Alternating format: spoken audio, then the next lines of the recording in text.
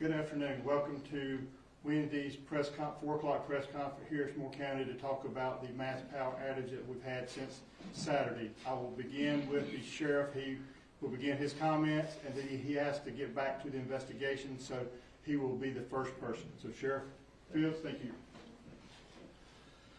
Thank you for each person here is represented in the news meeting today. We thank you very much for what you folks are doing for us here in the County of Moore. I just want to reach out and affirm the citizens here in Moore County that we are working around the clock, every hour. I know the public don't see us out here and about, and they don't understand what we're doing, and I know it's frustrating to you. And I know our community is suffering here in the county, but I promise you, we are strong, and we will all come through this together.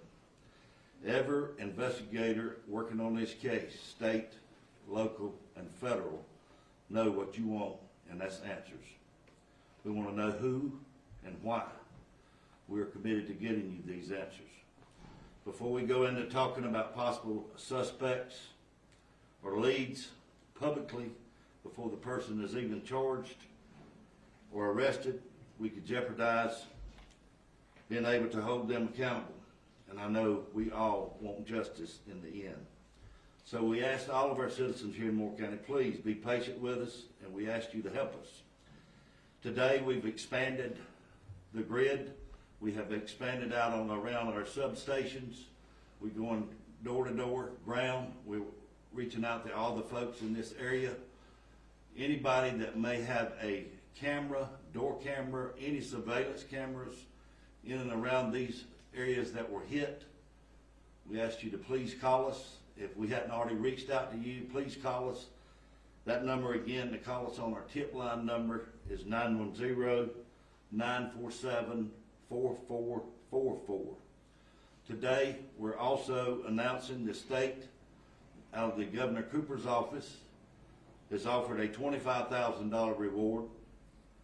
Moore County has matched that at $25,000. Duke Energy has also offered $25,000. So a total of $75,000 reward has been offered for information leading to the arrest and convictions of the persons responsible for this act.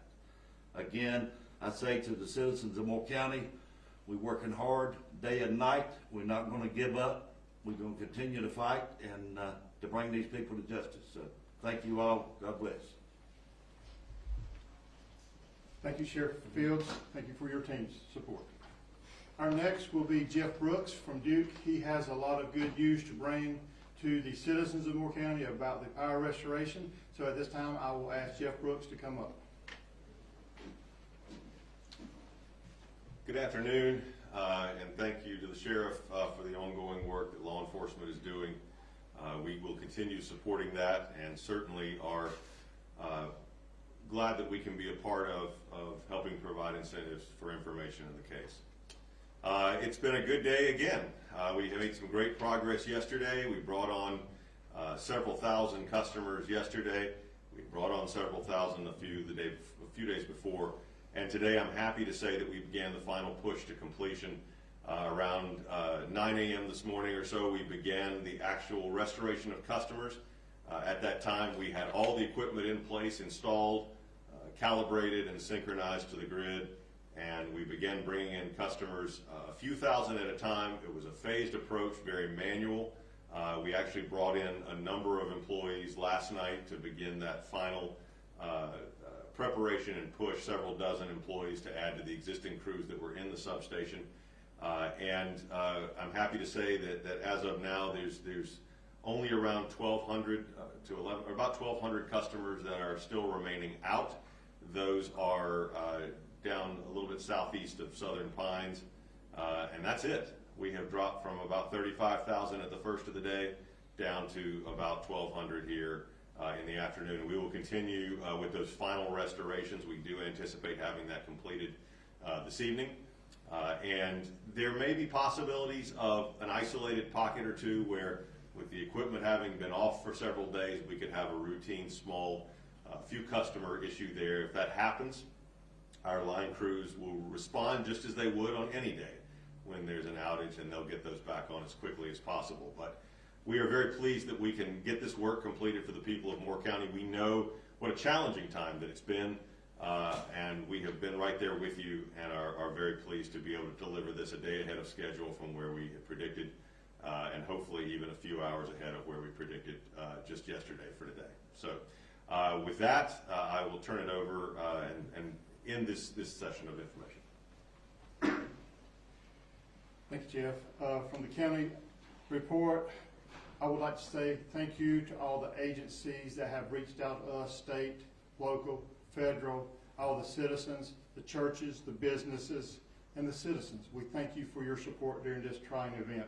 It has been testing for everyone, and we appreciate all of the support that has gone through that. The state of emergency still will remain in effect.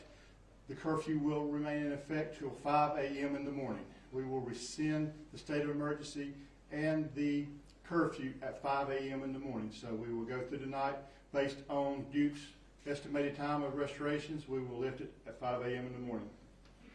The sports complex at Hillcrest, the shelter will remain open until noon tomorrow. So if citizens still have concerns or have isolated issues that they need to get out of the elements, charge their electronic devices, they can go to the shelter at Hillcrest Park through tonight and up till lunchtime tomorrow.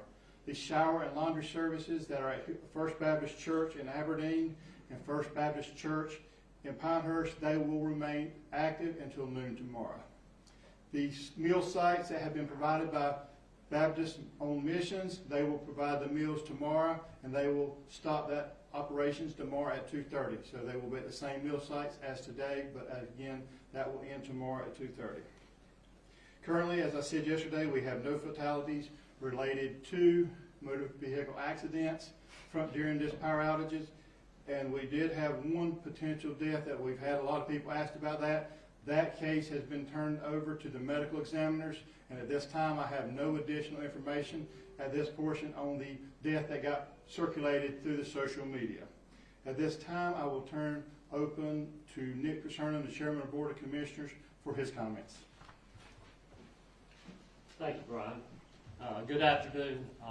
Welcome all. It's been a good day. First of all, I want to really reiterate everything that Brian said about all the thanks to our churches and our community for the way they've reached out and helped each other. It just goes to show for the nature of how people in Moore County are made up. They love each other, and then they really unite when we have times of trouble, as we've had. A few years ago, we had a dam at Woodley tried to take out quite a few people, and we saw the same uniting force in Moore County. So we're going to be open for business with Home American Golf. I hope you will get that word out that our golf courses will be back open. They'll be playing golf, and we'll hope you come and visit us. And we look forward to seeing you here. We also, as Brian, I think he mentioned that I will be signing the order to rescind the emergency declaration just when I leave here, and that will be effective 5 a.m. in the morning. So thank you again for being here. Sorry the circumstances that brought you here. So come back, join us, come play some golf, and we'll show you Moore County hospitality. Thank you for all you do. Thank you, Chairman Pacerno. At this time, we'll ask County Manager Wayne Best for additional comments. Thank you, Brian. And once again, thank you to everybody who's here today. Y'all hung in like troopers through this event, and we really appreciate all that you've done to help get the word out and keep our citizens informed. As the power has come back on, so has our community, our county services, and as Brian said and the chairman said, we're back to business as usual.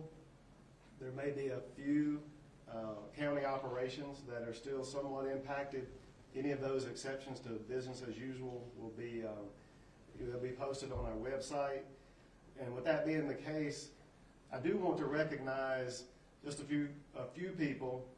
I said on Sunday it's all hands on deck, and it's been that way. But I would be remiss if I didn't recognize these folks, because from the time my phone rang Saturday afternoon, these folks have rallied They rallied to the cause, and they've continued to rally, and they will until this event comes to a conclusion.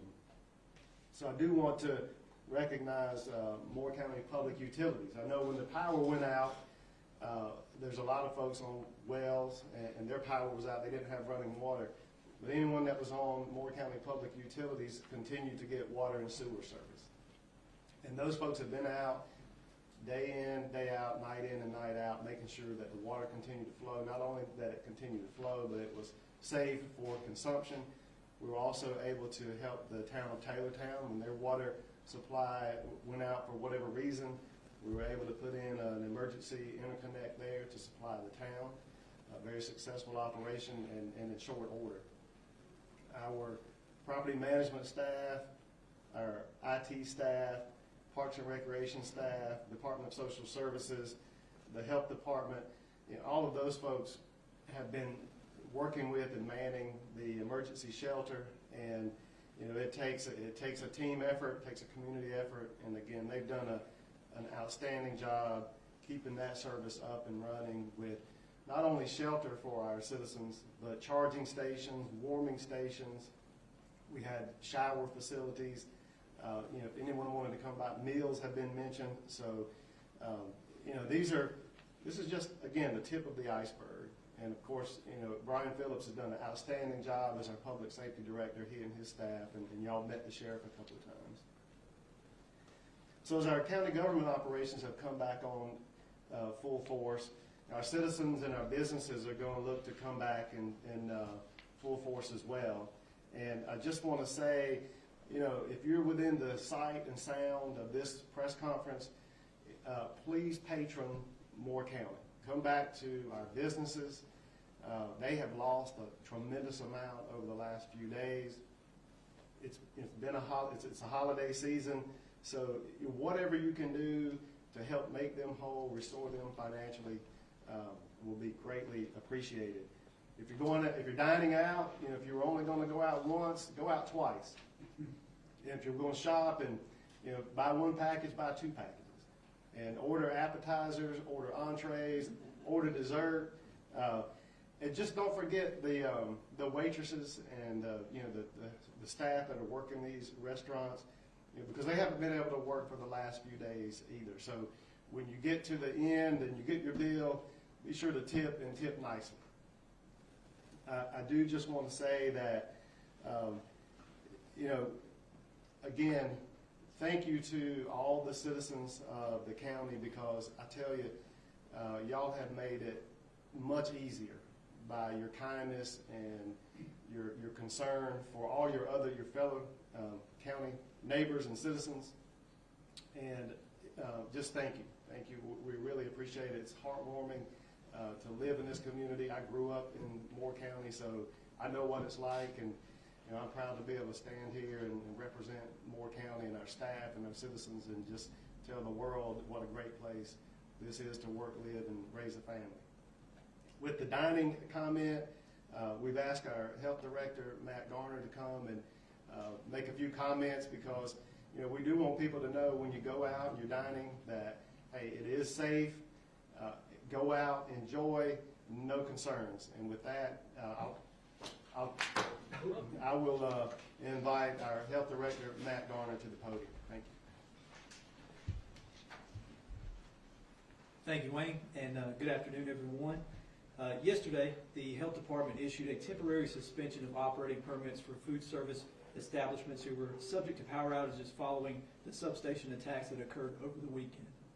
This did not include establishments that did not lose power or that maintained power with a generator. Our intent was to protect the public health by preventing the potential for any foodborne illness due to restaurants operating without power or without the means of refrigerating and maintaining food at proper temperatures. This action is common in situations where there are food safety concerns for establishments that have lost power for extended periods. All told, the outages affected approximately 618 food establishments in our county. Since yesterday, our office has been working diligently to contact and field calls from these affected establishments to verify that they have been in compliance with emergency protocols for food safety in a power loss event. As of this afternoon, we've been able to make contact and verify compliance with nearly 3/4 of those businesses that were affected, and we continue to do so. Once verified with one of our environmental health specialist staff, establishments are given approval to operate business as usual as power is restored. To provide this verification, establishments have been able to call our Office of Environmental Health at 910-947-6283. Following today's news conference, in light of the updated power restoration information, the Health Department plans to issue notice to all camps, tattoo artists, and food establishments that the temporary permit suspensions will be lifted and the permits reinstated, provided that the establishments have satisfactorily completed the following steps. 1, discarded any time temperature control for food safety food items that was out of temperature control for more than 4 hours at temperatures above 41 degrees Fahrenheit. 2, are capable of providing food from an approved source that has been maintained in temperature control and provides invoices that show the source of the food. 3, are capable of providing adequate hot water that is available for cleaning and hand washing as required and referenced in the North Carolina Food Code. And 4, lastly, are capable of providing properly functioning refrigeration equipment with adequate cold storage capacity to maintain foods at 41 degrees Fahrenheit or below. Please keep in mind that once restaurants do reopen, the ones that have been affected by the power outages, establishments may have their own timeline for reopening if they had closed. For instance, while some may be ready to reopen immediately, others may still be awaiting deliveries of new food inventory if they had to dispose of any food items during the outage. And while we're talking about food safety, I just wanted to mention food safety at home as well, and following the lead of our restaurants. Making sure that folks that lost power during the outage, if you had food items that were subject to temperature excursion, be sure to discard of any food that does not fit within that realm of safety, and which we just said with the restaurants, it's the same as with home. If you're above 41 degrees for more than 4 hours, and a lot of folks were. So as the old saying goes, when in doubt, throw it out. We don't want anybody subject to any foodborne illness as a result of these outages at home or in our restaurants. So stay safe. That's all I have for you. I'll turn it over to the next speaker. Thank you, Matt. We have asked our municipalities to come to join us today. I will start with Mayor Robert Farrell from Aberdeen. Thank you. On behalf of the 9,000 citizens of the town of Aberdeen, I want to begin by thanking Duke Progress Energy for their immediate response. This has been a trying several days with no lights. We have major highways going through town with no stoplights. Luckily, we've had not one accident. I also want to thank Carl Colasaco, our police chief, and his men and women of the Aberdeen PD. Phil Richardson, fire chief of Aberdeen, and his men and women of the fire department, and Harold Watts, who's our public works director, who kept all the water pumps working in the town of Aberdeen, even though they had no power. We brought in generators and kept them going. So we are very lucky that we have a nice crew that works for the town of Aberdeen. I want to thank the Sheriff's Department. I want to thank the governor that was here 2 days ago. And on behalf of everybody, we're glad that this is over. And one last comment, if you know what today is Pearl Harbor Day. That brought the whole nation together on that attack. And this attack has brought this entire county together in other regions also. As I was leaving town this afternoon, there was a truck that showed up with bottled water from Alamance County, which is a long way from here. So this shows how resilient we are and what a lucky place we have to live in.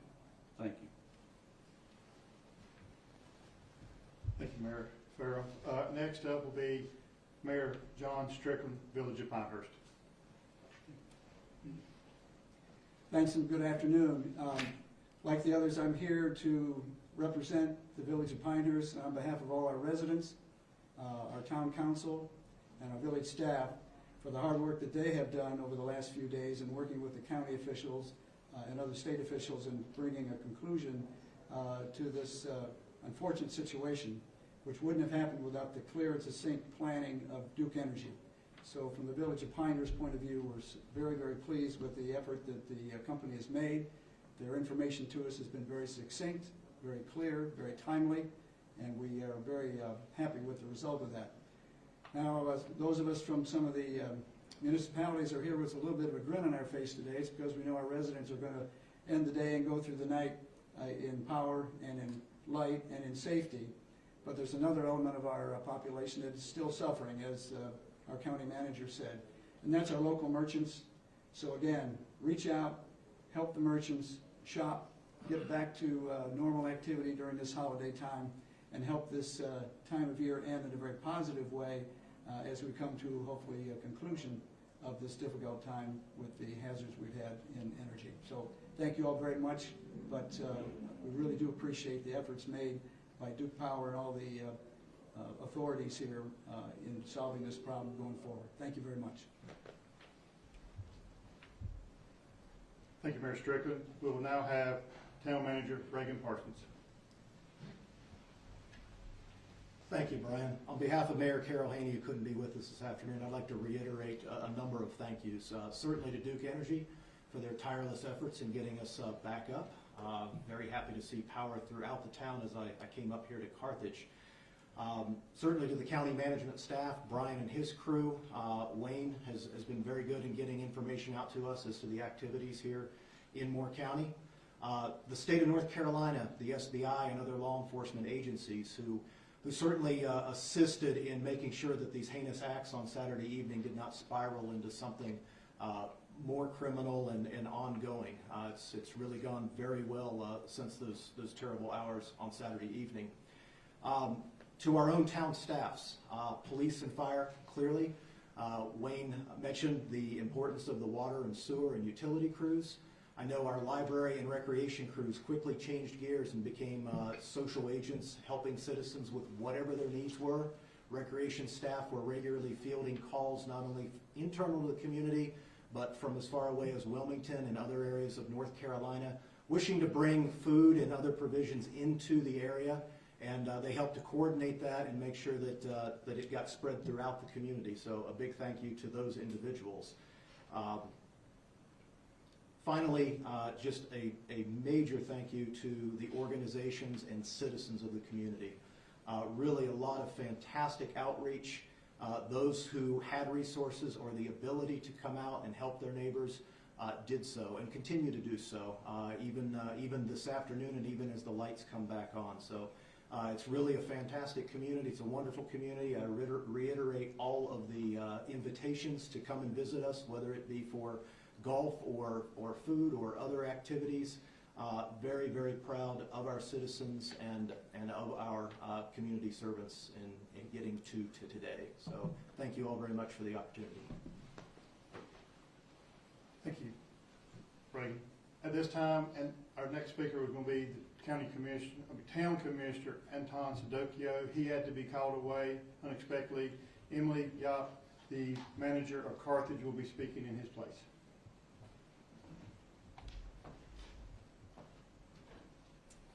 I just want to say thank you to all of the Moore County departments for everything that they have done during this time for the town of Carthage and for all of our neighbors and all of the other jurisdictions.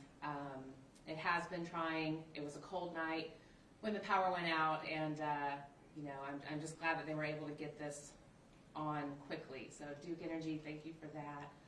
I also want to thank the town of Carthage Police Department, Fire Department, Public Works, and administrative staff for rising to the occasion, making sure that the town of Carthage continued to operate smoothly, that our water and our sewer were not impacted by all of this. And I also want to thank the citizens of Carthage for coming together to help each other in this time of need. And I'm very thankful to be the manager for the town of Carthage. Thank you. Thank you. Our last speaker will be Senator Tom McInnes. After he is done with his statements, we will go to a brief Q&A session for the meeting. Good afternoon, Tom McInnes representing the great state of Moore. This afternoon, I'm honored to talk to you a little bit about insurance. I have been in contact this week and the last couple of days with the Commissioner of Insurance, Mike Causey. This is the time that we find out what our insurance is all about and how it affects our lives. So if you have a loss, you need to check your policy. You need to make sure that your loss is covered. If you have a question about your loss or a question about your coverage, you need to call your agent. If you don't get satisfaction there or can't get through to your agent, call the North Carolina Department of Insurance. They have a consumer helpline that's available, and talk to them. They're glad to help you. Now I want to say we're almost at the end of this great, great tragedy. We have just a few folks that don't have their power back on, but it's coming on quickly, and as Duke has said, we'll be on later this evening. I want to welcome everybody to the home of American golf, Pinehurst, North Carolina. All our Moore County folks are ready, willing, and able to accept you back into the fold of being customers and friends, and we want you to know that our restaurants are open. Our world-class golf courses are open for business. The number 2 course, rated as one of the finest and best courses in the world. Again, our fine dining restaurants fully ready, fully open, and of course our first-class health care at First Health North Carolina is open as well. Folks, this has been a tremendous tragedy. It's been horrible. It has been everything that we always prepare for, but hope it never happens. We hope it never happens again. And with this wonderful situation that we have with all the folks coming together to work together, and also to bring forth the amount of reward money that's been brought forward, I think we're just days and moments and hours away from catching the culprit that did this tragedy. So with that, I'll leave it with you. We thank you again for being here, and we thank you for the free press. Chairman Cerno has a couple more comments he would like to address the press with. Thank you, Brian. While I'm standing back there, my brain's doing the, you know how it does. I hope we have a lot of local press here. I don't know where all you guys are from. But I'm going to issue a challenge to Moore County. This is for Moore County citizens and other citizens that you want to join in. On the Moore County website, we will post the agencies, Duke Power, our own Sheriff's Department, EMS Department, our first responders, anyone that had a part in getting our community back to normal. And I challenge you in this time of the year to send them a Christmas card thanking them. If you feel so inclined, send some money or send a gift card, and we'll make sure it gets to the right hands. This is the time of giving. These people have given everything they had so that we could get back to a normal life. And that's what we're about, right? Loving our neighbors. This is the first commandment. So let's do that. Send it to them, and we'll get that on our website. I just asked Wayne if we could do it, and hopefully we'll have it there by Monday. So look at the Moore County website, check it out, send them a card, even if it's just a thank you. I'm sure they would appreciate that. Thanks for letting me say that. Thank you, Chairman. At this time, we'll open up for Q&A. Yes, ma'am. Hello, so I understand how critical it is for people to come forward with any video that will maybe help investigators find any clues. I had some questions about the shooting itself. Do investigators believe that there was a significant gap in time between the 2 shootings of the substations, and which one was hit first? At this time, as the sheriff said earlier, giving out information too prematurely could hamper their investigation. So at this time, that is still help with the investigators, and at time subjects are called, they will give an official press release with the details. We don't want to jeopardize any information leading to the arrest of these individuals, nor the prosecution of these individuals. Now, were the radiators hit, and was there a significant time? Did the power go out shortly after? At this time, I'll turn that over to Jeff Brooks. He will have more information on how it affected their network. Thank you. Thanks for the question. At this point, what I can say is that there was a small gap of time between the outage, less than an hour. But beyond that, as far as correlating that to gunfire or anything like that, I would not want to try to speculate. There's not necessarily a direct alignment, but the outage occurred within the same, roughly less than an hour time frame for the 2 substations. Thank you. Yep. Hey, Jeff. Oh, hey. Sorry. While you're up there, can you describe what kind of security measures you guys are taking at the other substations, if any? Do you mean the substations here in Moore County? Is that what you're You know, referencing? and more broadly, I mean, I think what's clear, and we've reported a lot at CNN, that these critical infrastructure locations are highly attractive to people who want to cause real damage pretty quickly. And so what was Duke Energy doing at any of the other more vulnerable locations? Well, I'll start with Moore County. You know, we have elevated security around our substations here in a radius around this county here, as you might expect with an ongoing investigation and the restoration activities. We've mentioned before that we use multiple layers of security at all of our facilities, not just substations, but other equipment along the grid that is what we would call critical infrastructure there. And all of that is designed, both physical, electronic, people, and processes, to deter disruptions or limit the scope of disruptions at those facilities.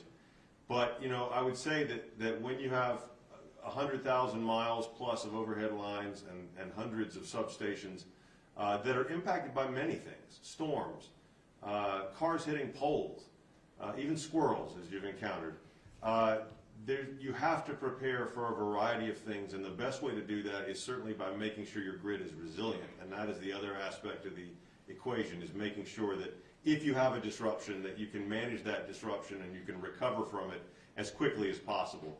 And even though this has been a multi-day outage, I would say that in many respects some of those resiliency things worked well. Availability of supplies that we can move in to replace essential equipment or more complex equipment than we might otherwise have. Certainly the relationships and cooperation with our local law enforcement and county officials and state officials, that is part of being resilient. So all of that works together. It's not just one equation, a barrier or something else to help protect those systems. Going forward, we will certainly learn from this event. We'll certainly look at the particulars of this event, and that will help to inform our strategy in the months and years ahead. Thank you. I've got Blaine Alexander with NBC News. Thanks so much. I've got a question about the investigation. I know that you're limited in what you can talk about, but there's been a lot made about any possible connection between this incident and domestic extremism. Can you speak at all about a motive? Is that something that's being looked into, that possible connection? And just kind of what can you say about that? At this time, as the sheriff said, it's an ongoing active investigation. Releasing any information prematurely could affect the outcome of arrest or conviction. So at this time, we're keeping all the information we can that could jeopardize that close to law enforcement agencies only. So we don't want to release anything, get speculations going up at this time. As soon as they have an arrest and can release all that information, Sheriff Fields, Chief Deputy Manus will get that information out as soon as possible. Can you say at least if that's a connection that's being investigated at all? At this point in time, we're not giving anything for comparison because we don't want any assumptions or anything made until an investigation has concluded. Quick follow-up. Could you talk at all about the potential types of charges that the suspect or suspects could face? The types of charges will be based on, if it goes federal charges, the Attorney General will do that. If it holds state, then the State Attorney General will help decide those charges, or if it stays local, our local DA. So once a arrest is made, the charges will then be formulated of who will be charging the individual, if it'll be a local, state, or federal agency. So all of that's still being worked as the investigation is actively going on. In regards to doorbell cameras for people who live in the area, you mentioned people should look at them if they live near the substation. What should they be looking out for? Anybody that has any cameras, whether it be security cameras, door cameras, if they see any suspicious activity that's something that does not look normal for their environment, they need to contact the Sheriff's Office tip line at 910-947-4444. And in regards to damage, for a Duke Energy estimate of damage that was caused by this? As far as damage goes, there was a number of components in each of the substations, of the two substations, that was damaged. Some of those were complex pieces of equipment that had to be completely replaced. And so there is certainly a cost to that, but we are right now focused on completing this restoration today. That was really the marching orders. Get everybody back on as quickly and safely as we can. We're doing that. We'll have that hopefully completed by this evening, and then we'll have the opportunity to begin to figure out what all that looks like and how that will be managed. One last question. Sure. We noticed some armed on security guards, and you mentioned, amped up security at some of the substations. Any reason to believe that there's copycats out there, or that whoever's out here and not caught wants to do this again? As a utility, I don't think that we can afford not to assume all risks, and we are always working to prepare for those risks. So I can't speak to specific copycats of this instance. That would be the sheriff's office that could speak to that, but I can say that from a security standpoint and a grid hardening standpoint, we're always looking at those things. And this was one of the scenarios that we planned for, and what you're seeing is a response based on our preparations for that. And certainly we will take learnings from this event and work with our peers. It's not just Duke Energy, it's the other utilities. We share information regularly. We work with our trade organizations, with federal agencies and state agencies to share intelligence and information. So obviously we will stay closely coordinated in the weeks ahead to make sure that we continue to keep a reliable grid and one that's serving you every day. Quick follow-up, any potential estimate, could the damage be more than $100,000? I don't want to speculate on the cost at this point, but it did involve multiple systems in each substation. Is it accurate to say millions? Again, it's hard to speculate on the exact cost, but I would certainly say that it was a significant operation. Yeah, thank you. At this time, we will close the Q&A session. I'll make final comments. Again, as I said in my opening comments, I appreciate all the citizens who have understood the environment that we have lived since Saturday night. We appreciate their compassion, and we do feel with them because we are citizens of this county also, so we thank them for being understanding and their support. Again, I'd like to thank all the agencies, first responder agencies that have stepped up and helped during this event. And as last comment of, again, I will restate it again. If you saw something, say something. Again, the tip line is 910-947-4444. And thank you for coming to today's briefing.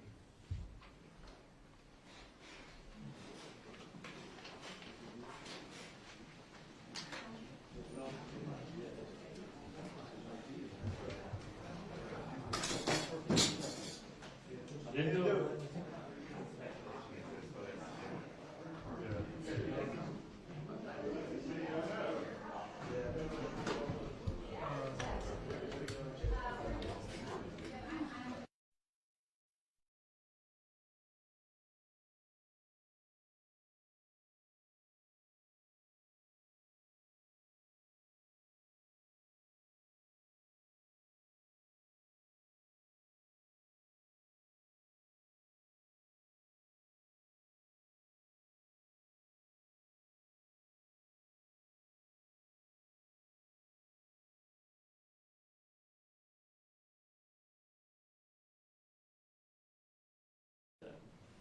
Thank you, Chairman. At this time, we'll open up for Q&A. Yes, ma'am. Hello, so I understand how critical it is for people to come forward.